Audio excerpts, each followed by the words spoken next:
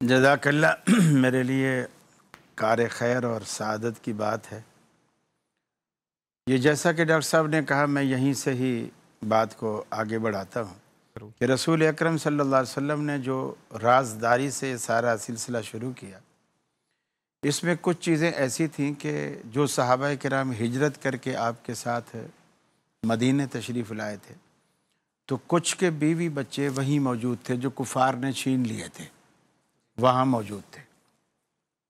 اور کچھ کی رشتہ داریاں تھیں ان لوگوں کے ساتھ، چونکہ صحابہ بعد میں مسلمان ہوتے گئے لیکن رشتہ داریاں تو موجود ہیں۔ ایک صحابی رسول تھے حاتب ابن ابی بلتہ رضی اللہ تعالیٰ عنہ، اور یہ غزوہ بدر میں بھی شریک تھے، حدیبیہ میں بھی شریک تھے، اور غزوہ بدر والوں کے لیے اللہ تعالیٰ کا عام اعلان تھا کہ ہم نے ان کی عام معافی کا اعلان کر دیا، اللہ نے بخش دیا ان کو، ان کے تمام قصور معاف کر دیے۔ حاتب بن ابی بلتہ کے بچے وہاں تھے اور ان کے وہاں رشتہ دار بھی کوئی نہیں تھے۔ انہوں نے اپنے بیوی بچوں کی محبت میں یہ سوچا کہ اللہ کے رسول چونکہ خفیہ حملہ کر رہے ہیں مکہ پر، اور وہاں ابو سفیان وغیرہ وہ یہ سمجھیں گے کہ یہ حاتب بن ابی بلتہ کے بچے ہیں اور یہ مسلمان کے بچے ہیں، وہ یہ بدلہ میرے بچوں سے لیں گے، میرے بچوں کو قتل کر دیں گے۔ تو ان کے دل میں ایک بات آئی کہ میں ان کے ساتھ کوئی ایسی چیز کروں کہ ان کا یہ ماننا ہو کہ میں ان کا محسن ہوں، اچھا، میرا احسان ان پر ہو جائے۔ وہ احسان کرنے کے لیے انہوں نے ایک حربہ استعمال کیا جو کہ اللہ کو بھی پسند نہیں آیا اور نہیں کرنا چاہیے تھا۔ وہ یہ تھا کہ انہوں نے ایک خط لکھا، اور وہ خط ابو سفیان کے نام تھا، اور اس خط میں رسول اللہ صلی اللہ علیہ وسلم کے اس خفیہ حملے کو، اس راز کو واضح کیا گیا۔ اللہ اکبر۔ رسول اللہ صلی اللہ علیہ وسلم مدینہ میں تشریف فرما ہے، اب ظاہر بات ہے آپ اللہ کے سچے رسول تھے، جبریل امین نے آپ کو خبر دی، آپ نے سیدنا علی المرتضیٰ اور ان کے ساتھ 3 انصاری صحابی جن میں حضرت زبیر بھی شامل تھے، ان کو ساتھ ملا کے حضرت علی کو ان کا سربراہ بنایا، سوار کیا اور کہا کہ تم جاؤ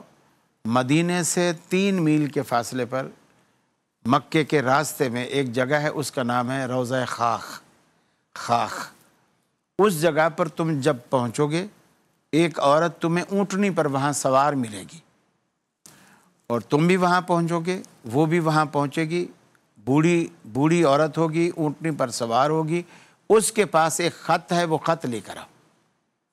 اور یہ چاروں حضرت علی کی قیادت میں دوڑ پڑے۔ جب روضہ خاک پہ پہنچے تو بوڑھی عورت اونٹنی پر سوار وہاں ملی، یہ بھی پہنچے وہ بھی پہنچے،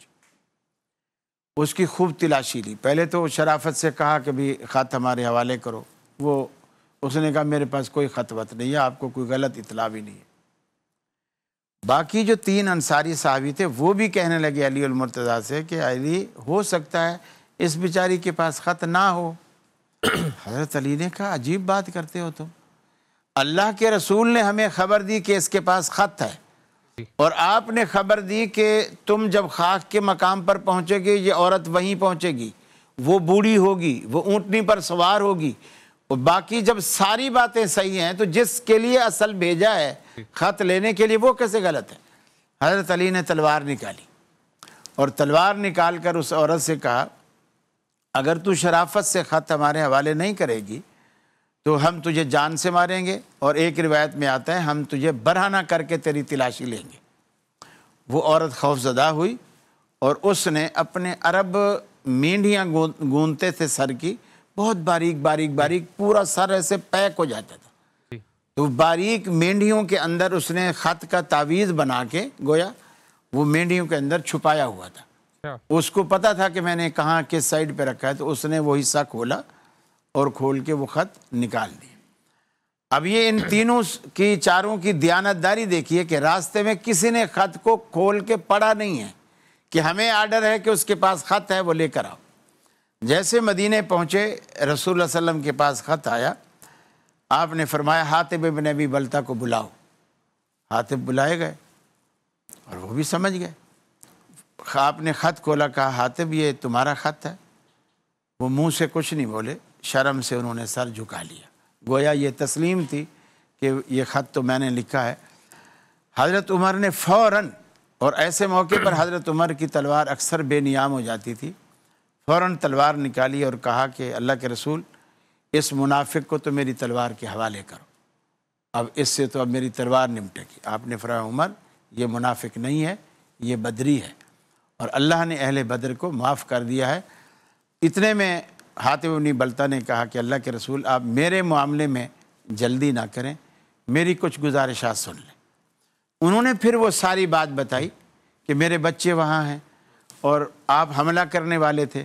ابو سفیان ان کو مسلمان سمجھ کے مار دیتا، میں نے تھوڑی سی اپنی ہمدردی ان کے دل میں پیدا کرنے کی کوشش کی، اگرچہ طریقہ میرا غلط تھا لیکن میں نے جو کچھ کیا بیوی بچوں کی محبت میں کیا۔ اللہ تعالیٰ نے جبریل کو بھیجا، سورہ ممتحنہ کی ابتدائی آیات اللہ نے اتاری، یا ایھا الذین آمنوا لا تتخذوا عدوی وعدوکم اولیاء تلقون الیہم بالمودہ، کہ تم جو تمہارے بھی دشمن ہیں، اللہ کے بھی دشمن ہیں، رسول کے بھی دشمن ہیں، تم ان کے ساتھ دوستی کا ہاتھ مت بڑھاؤ، ان کے ساتھ دوستی، یہ لوگ تمہیں بھی نکال چکے ہیں مکے سے اور رسول کو بھی نکال چکے ہیں مکے سے، یہ تمہارے دوست کیسے ہو سکتے ہیں؟ حضرت عمر نے پھر وہی جملہ کہا، اللہ کے رسول نے فرمایا اے عمر یہ منافق نہیں ہے، یہ اس نے بالکل جو کچھ کہا ہے سچ کہا ہے، اور آپ نے پھر کسی بھی صحابی کو ان کے خلاف بائیکاٹ کرنے یا معاندانہ رویہ رکھنے کی آپ نے اجازت نہیں دی۔ مقصد کہنے کا یہ تھا کہ صحابہ کرام